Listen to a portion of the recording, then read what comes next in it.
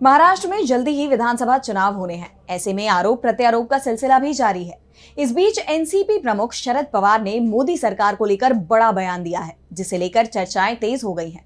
तो क्या कुछ कहा शरद पवार ने, देखिए ये रिपोर्ट। महाराष्ट्र में विधानसभा चुनाव होने हैं, जिसको लेकर सभी दल तैयारियों में लगे हुए हैं।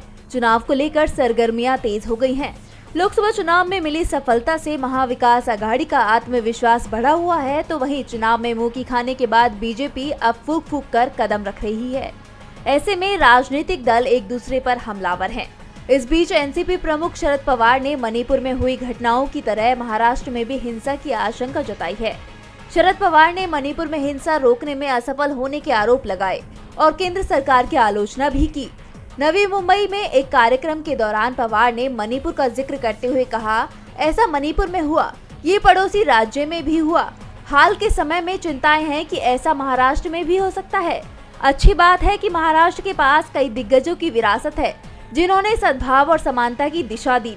उन्होंने मणिपुर के मुद्दे को लेकर पीएम मोदी पर सवाल भी खड़े किए।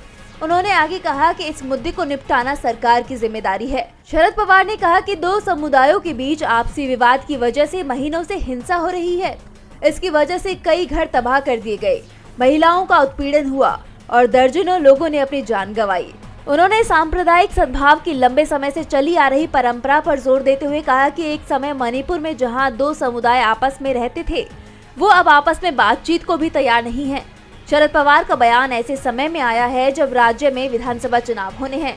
हाल ही में बीजेपी को महाराष्ट्र में बड़ा झटका लगा था।